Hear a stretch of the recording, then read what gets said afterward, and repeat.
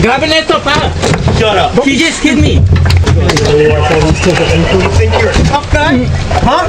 He was officially known as Palo Alto Police Sergeant Wayne Benitez, but according to recent court records, other officers in the department also referred to him as the Fuse and appeared to celebrate that reputation for using force. He just hit me.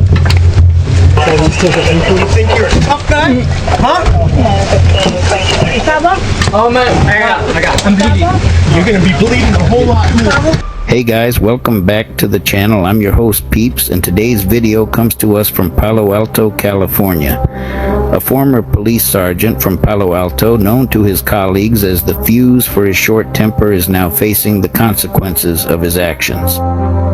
In 2018, a routine check on a suspended driver's license at the Buena Vista Mobile Home Park escalated far beyond what anyone could consider justifiable. Why?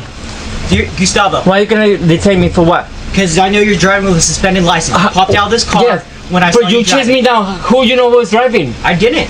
So why you chase me down? I drove by. Do you know you guys are chasing me down? I'm not coming Hey, down. Gustavo. You're gonna come in my house. Tira la puerta, pa. Tira la Hey. puerta. Sergeant Wayne Benitez, along with other officers, was caught on a home surveillance camera in a shocking display of excessive force. Come on out! Come on out. Or we're gonna break down the door! Corey, Come on out or we're gonna kick the door in! how? You have a warrant? We don't need one! Come on out! Yeah. Coming out. Come on out! Come on! The footage is hard to watch. It shows officers pulling a man, Gustavo Alvarez, from his home, but it doesn't stop there. Sergeant Benitez then strikes Alvarez before slamming his head against a car windshield. When Alvarez cries out, bleeding, Benitez's response chills to the bone. He says, you're gonna bleed a whole lot more. What's even more disturbing is what the body-worn microphones picked up. You're a tough guy? Huh? Oh man, I got. I'm bleeding. You're gonna be bleeding a whole lot more.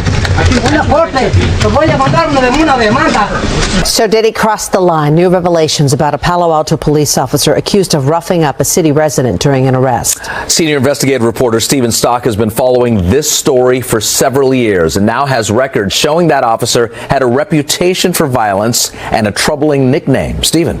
He was officially known as Palo Alto Police Sergeant Wayne Benitez, but according to recent court records, other officers in the department also referred to him as the Fuse and appeared to celebrate that reputation for using force. February 2018, a surveillance camera outside Gustavo Alvarez's home captures a group of Palo Alto police officers converging at his front door, ordering him to come out of the house. Come on out! One officer says he spotted Alvarez driving on a suspended license. Come on out! Come on out. Or we're gonna break down the door! Corey, Come on out or we're gonna kick the door in! how? You have a warrant? We don't need one! Come on out! It's honestly shocking. Cody Salfin serves as Alvarez's attorney for both the criminal charges as well as a civil rights lawsuit recently filed. Captured the brunt of the misconduct. Salfin says officers had no legal basis to detain Gustavo Alvarez to begin with, let alone break down his door, rough him up, and lock him up in jail for 2 weeks. Remember, this all stems from charges of driving with a suspended driver's license. At the time that Officer Condi initiated the detention, he did not know whether or not his license was suspended, and he did not know whether or not he had been driving the vehicle. In criminal court, a judge agreed. Later, all charges were dismissed. Attorney Salfin says even more troubling, the police report does not even allude to any use of force during the arrest. The report shows none of the violence that Alvarez's security camera shows. No use of force report was filed either. There's no mention of any of those acts that amount to use of force, and that's dishonest, and it's a lie. And there's more that was said off camera. Listen to what Sergeant Benitez's body-worn microphone captures right after Gustavo's arrest. They behave once we put our foot down, and that's what we don't do enough of. We're not going to get on out here by these freaking lowlights. Benitez also seemingly mocks Alvarez for being gay. Right inside, and then stood us to death. He's gay. This kind of behavior not only breaches legal standards, but also basic human decency.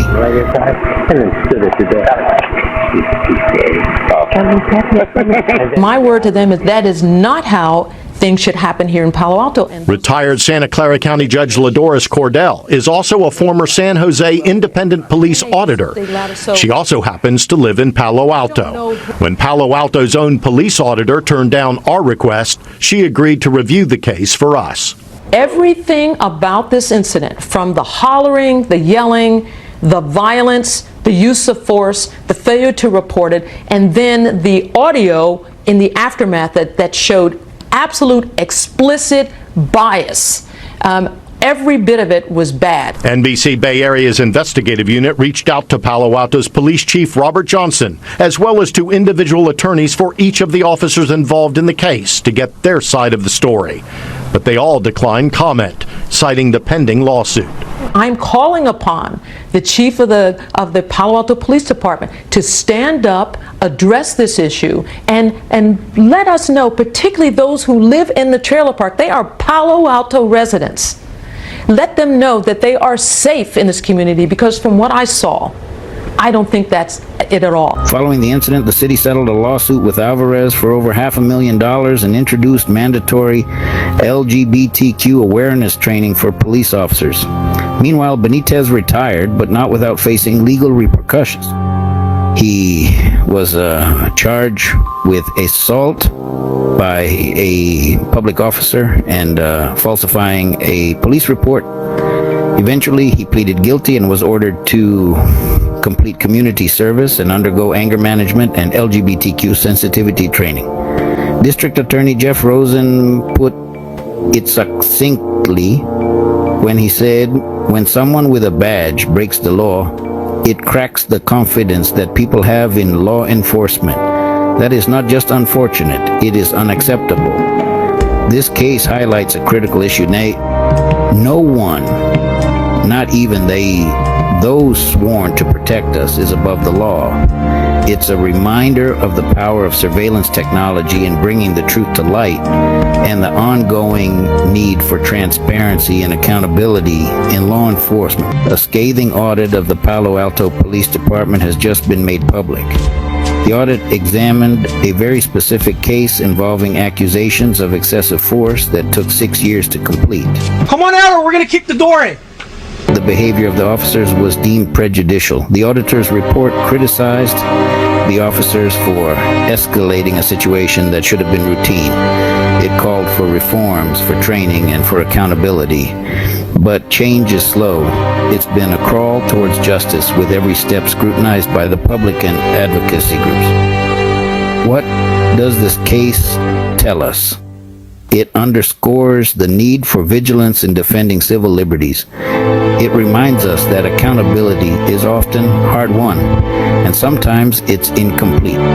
As advocates, our role isn't just to react, it's to push forward, to ensure that this story, one of many, leads to real change. Let's not wait another 6 years for justice. Let's demand it now. Let's be the change. Alvarez's attorney, Cody Southon, says the audit validates Alvarez's claim, but wants procedure changes police must follow, since the city allowed Benitez to retire with his pension and took too long to take action against other officers. The Palo Alto Police Department is incapable of investigating themselves and rendering an objective and justice-ridden outcome. We reached out to Palo Alto Police but did not hear back. Southon points out even though Alvarez got a money settlement, he wants the audit to do more to stop police violence. You're going to have residual trauma and stress that lasts perhaps throughout the rest of the victim's life, and for Mr. Alvarez, that rings true, absolutely. The audit will be presented to the City Council during the first week of May, and the auditor's office says the police department will need to be there to discuss the report and especially the recommendations. What do you think about this case? Let's discuss in the comments below. Remember, engaging with difficult topics like this is crucial for change. Think you're a tough guy? Huh? My face went to the windshield. I'm bleeding. You're going to be bleeding a whole lot more.